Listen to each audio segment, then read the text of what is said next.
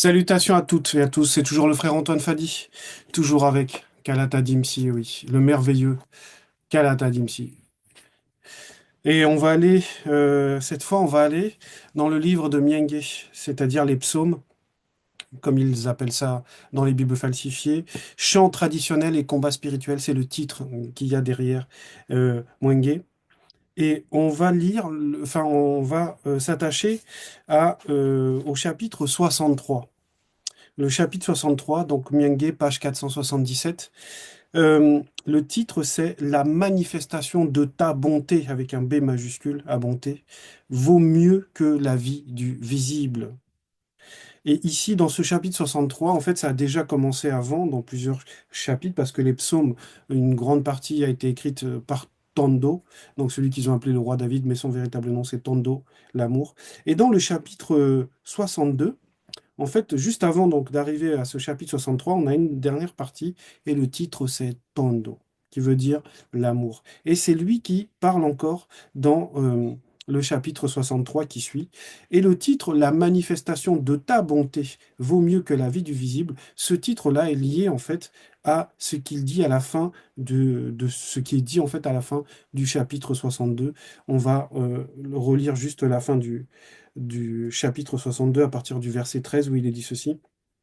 Mouta Tedi a parlé une fois, point virgule, deux fois. J'ai entendu ceci, deux points. C'est que la puissance est à Loba, point. Verset 14. À toi, Loba. À toi, virgule, Loba, point d'exclamation. La bonté, virgule, car ton verbe rend à chacun selon ses œuvres, point. Car ton verbe rend à chacun selon ses œuvres. Donc il a compris que la bonté du verbe de Loba est profondément liée aux œuvres que on manifeste en fait. Et c'est pour ça que quand on rentre dans le chapitre 63, il y a d'abord ce titre, La manifestation de ta bonté vaut mieux que la vie du visible. Ça veut dire que les œuvres qu'on doit avoir doivent refléter notre vie spirituelle en fait, doit dépasser, doit transcender ce que la vie du visible peut nous apporter. Et en ça, il a compris, Tando comprend que la manifestation de la bonté de Loba, elle a plus d'importance, elle vaut plus que tout ce que la vie du visible peut nous apporter. Et la vie du visible va représenter notre existence. Et même, je dirais même, en gros, notre vie actuellement là. Ça veut dire que la bonté que Loba va manifester pour nous lorsqu'on va quitter cette réalité est plus importante que tout ce qui pourrait nous retenir à vivre dans la mauvaise partie du visible, c'est-à-dire celle où il y a la vanité, celle qui est profondément attachée à la chair en fait, et donc à toutes ces passions insidieuses. Donc, premier verset du chapitre 63, psaume écrit par moi, Tando, lorsque je fus dans le désert intérieur, entre parenthèses, solitude, point. Et ça, c'est très important parce que on voit que même cet immense patriarche qui était un roi initié en chef consacré, qui était terriblement puissant, terriblement avancé même spirituellement, est passé par beaucoup de tribulations. Il est passé par beaucoup d'épreuves parce que les démons de circonstance ont beaucoup agi, parce qu'il a fait des choix qui ont ouvert des portes, et parce que sa position de roi était extrêmement délicate. Il avait beaucoup d'ennemis. Et dans ces moments où il a besoin de s'isoler, il se sent seul dans son rôle de roi, il se sent seul dans sa position, parce que ben, quand tu es roi à un certain niveau, en réalité, même si tu es beaucoup entouré, tu es seul. Et cette solitude, on peut la comprendre nous-mêmes, parce que nous-mêmes, on passe par là. Quand on est face à certaines tribulations, quand on est face à certains choix dans nos vies, à certaines méditations, en réalité, on est seul parce que le salut, en réalité, il est personnel.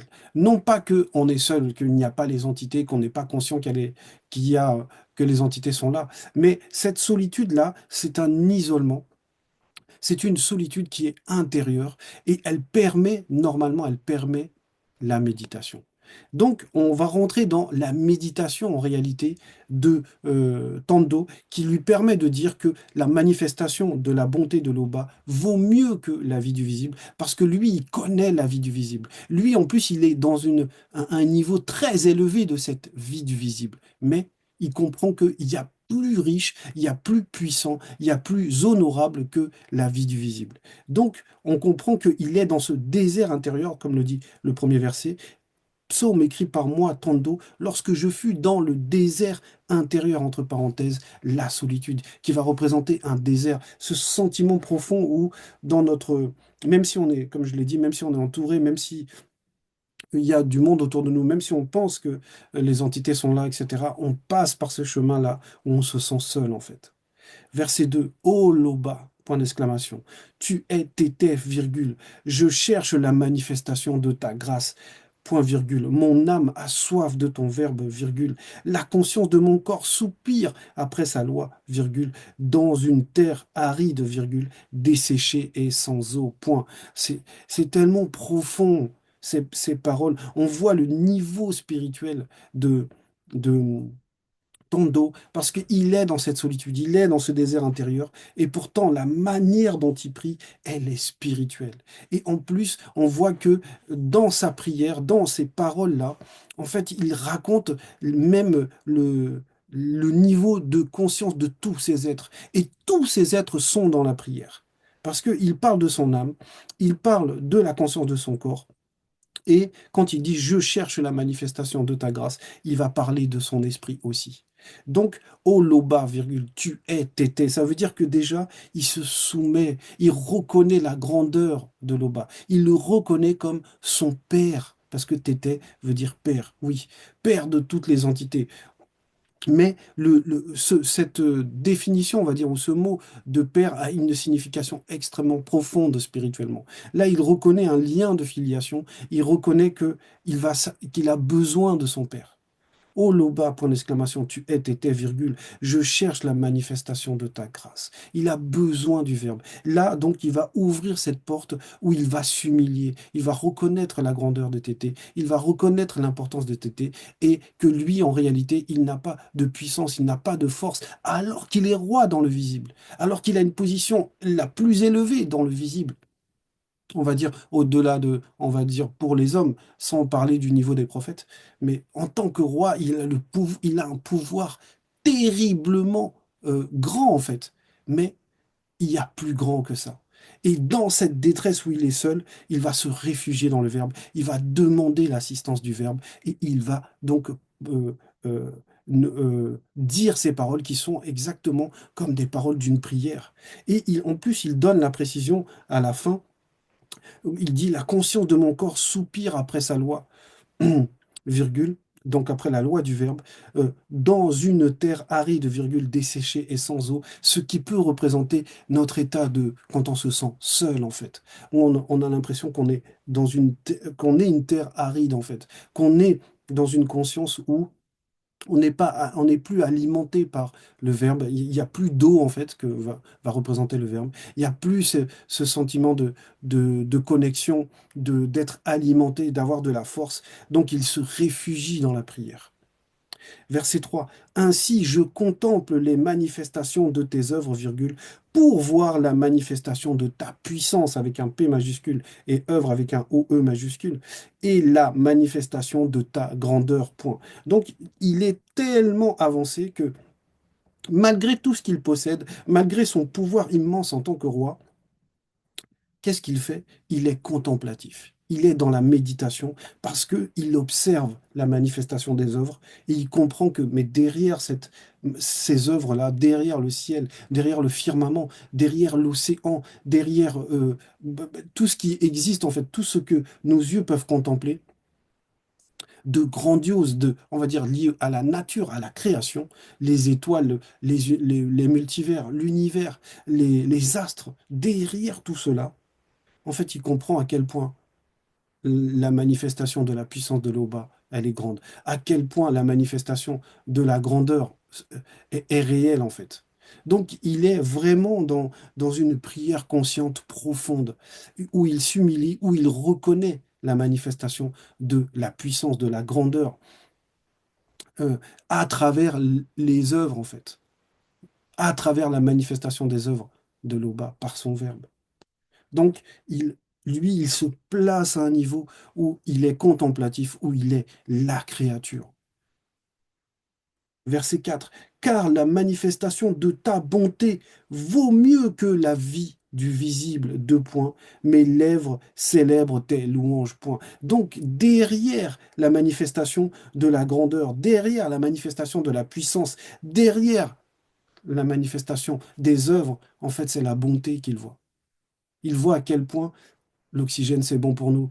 La couleur, c'est bon pour nous. Le, la chaleur, les paysages, même les animaux, quand on regarde les animaux, mais ça nous apaise, on est heureux en fait. Il voit à quel point il y a de la bonté. La manifestation de la bonté a été grande dans cette réalité, malgré la chute. Eh oui. Mais cette vie du visible, lui-même, il considère que ce n'est rien à côté de la manifestation de la bonté de l'Oba. Donc sa propre existence, l'existence charnelle où on est dans notre conscience charnelle, notre conscience du corps où on boit, on mange, on s'amuse, etc. Tout ça c'est rien en fait. Tous les plaisirs qu'il pourrait avoir même charnellement en tant que roi, tout ça c'est rien par rapport à la manifestation de la bonté de l'Oba, par rapport à ce qui vient vraiment directement de l'Oba par son verbe. Mais c'est rien tout ça. Et ça, c'est vraiment la marque de celui qui aime, en fait. C'est pour ça qu'il s'appelle Tondo. Il a réellement cet amour profond pour Loba. Il a cet amour profond pour le verbe de Loba. Et on voit, parce que même jusqu'à présent, en fait, on lit encore on va dire, son état d'esprit. On lit encore ce qui alimentait réellement sa vie, en fait. C'était cette relation d'amour avec le verbe. Donc, il est conscient que derrière la puissance, derrière la grandeur, c'est toujours la manifestation de la bonté de l'Oba. Verset 5. Je te, avec le T majuscule, je te louerai donc toute ma vie, virgule, j'élèverai mes mains en ton nom, point. Il y en a qui vont dire, on va dire dans le monde, ils vont dire euh, euh, infiniment merci ou je te suis éternellement reconnaissant. Mais là, les paroles de quelqu'un qui est spirituel, il va dire, je te louerai donc toute ma vie. Ça veut dire que cette vie n'a de la valeur que parce que il est conscient de la manifestation de la bonté de l'Oba. Et il sait que cette manifestation de la bonté de l'Oba est plus importante que la vie du visible, que la vanité du visible, que tout ce qui est charnel. En fait, ce qui est spirituel a plus d'importance que ce qui est charnel. Et la manifestation de la bonté de l'Oba, elle est tellement immense. Et lui, il est conscient de cela. Il est conscient que si on ne transcende pas notre conscience, on reste dans cette vanité du visible, en fait, de la vie du visible, de cette existence. Et lui, il a choisi, donc, et il le dit, hein, je te louerai donc toute ma vie, virgule, j'élèverai mes mains en ton nom avec le N majuscule. Mais ça, c'est vraiment les paroles de quelqu'un qui aime, en fait, qui a réellement un amour profond pour le Créateur et qui est conscient de, c'est épatant en fait. Quand on lit ça, c'est épatant d'avoir cet état de conscience, de pouvoir le dire aussi facilement, de pouvoir l'écrire, de pouvoir le chanter, parce que il a fait tout ça, Tando. Il jouait des instruments, il chantait, il dansait, il aime profondément l'Oba. Et il aime profondément son verbe. Il s'attache à son verbe. Et c'est ça qu'on a en description, là, cet état de conscience, de ce qu'est véritablement l'amour quand il est spirituel. Verset 7. Lorsque je pense à la manifestation de ta grandeur avec le G majuscule sur ma couche, virgule, je médite sur les manifestations de tes œuvres pendant les veilles de la nuit. Point. Mais là, on nous montre que même lui, en tant que roi, même lui, dans toutes les occupations qu'il a toute la journée, même à son moment de repos, il, il y a toujours un moment spirituel. Il a toujours quelque chose qui est lié au verbe de l'Oba, qui est lié à l'Oba. Et là, c'est la méditation. Il nous dit, lorsque je pense à la manifestation de ta grandeur sur ma couche, ça veut dire que même au moment du repos, même pour aller dormir, même avant même de s'endormir et tout, il passe par le spirituel. Il est dans une relation consciente avec le verbe. Il médite, il cherche cette relation. C'est ce qu'il disait au début. Je cherche la manifestation de ta grâce dans le verset 2. Donc, il cherche constamment la manifestation de cette grâce. Il cherche à se nourrir du Verbe, à se nourrir des lois du Verbe, à les mettre en pratique et à ressentir l'amour, à ressentir la manifestation de cet amour qui vient du Verbe de Loba, de la bonté en fait. Donc, même au moment où beaucoup s'endormiraient, au moment où beaucoup penseraient à ce qu'ils ont vécu dans la journée, etc., lui, il se focalise sur ce qui dépasse la vie du visible. Il se focalise, et il le dit, lorsque je pense à la manifestation de ta grandeur sur ma couche, donc il se focalise sur le bas. Je médite sur les manifestations de tes œuvres pendant les veilles de la nuit. C'est-à-dire que même quand il n'arrive pas à trouver le sommeil, comme on dit, c'est pas qu'il le trouve, on le cherche, on ne le trouve pas, mais c'est plutôt le sommeil qui nous saisit. Quand il est dans des préoccupations, il se tourne vers la manifestation, comme il le dit là, pendant l'éveil, la manifestation de tes œuvres. Donc il pense à la création. Il regarde, il médite. Il médite sur même l'histoire des patriarches, sur ce qu'il a vécu, sur tout ce qu'il a vécu qui est spirituel. C'est, c'est, c'est ça, en fait, la vie de l'esprit. C'est tout le temps, quotidiennement. Verset 8. Car ton verbe est mon secours, virgule, et je suis dans l'allégresse à l'ombre de la manifestation de ta puissance. Point. Et oui. Parce c'est ce qu'il avait dit dans la partie où il y a son nom, Tondo, dans le chapitre 62, le chapitre juste avant. Dans le verset 6, il dit oui, point d'exclamation. Mon âme, virgule, confie-toi en Loba, point d'exclamation. Car de son verbe vient mon espérance. Point. Ben, il est même conscient que tout l'espoir qu'il peut avoir ne vient que du Verbe, à une source. Ça n'émane même pas de lui. Mais il s'appuie profondément sur cette source. Dans le verset 7, il dit oui, point d'exclamation. C'est son Verbe qui est mon rocher et mon salut, point virgule. Ma haute retraite, deux points, je ne chancellerai pas. Donc il sait que tout, quand il se réfugie dans le Verbe, il est hors d'atteinte. On ne peut pas l'ébranler. Donc, on retourne donc dans le chapitre 63, le verset 8, car ton verbe est mon secours, virgule, et je suis dans l'allégresse à l'ombre de la manifestation de ta puissance. Voilà.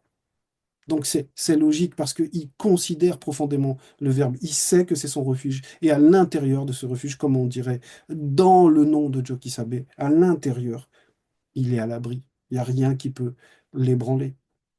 Verset 9. Mon âme a aussi confiance, entre parenthèses, foi en toi, point virgule. Ton verbe me soutient. C'est ce qu'on a lu dans le chapitre 62, les versets 6 et 7. Voilà. Oui, point d'exclamation. Mon âme, virgule, confie-toi en Loba, car de son verbe vient mon espérance. Voilà. Donc il est conscient qu'il a son âme, que son âme aussi doit passer par le verbe, que la conscience de son corps doit passer par le verbe. Donc ces trois êtres sont dans l'unification. C'est ce qu'il cherche, à demeurer attaché dans toutes ces dimensions, dans toutes ces réalités, dans ces trois êtres, attachés au Verbe, à l'intérieur du nom de l'Oba. Donc ça, c'était le verset 29. Mon âme a aussi verset 9. Mon âme a aussi confiance en toi. Toi avec le T majuscule. Point virgule, ton verbe me soutient. Verset 10. Mais ceux qui cherchent à m'ôter la vie iront dans le Mundima Kwedi, séjour, entre parenthèses, séjour des morts.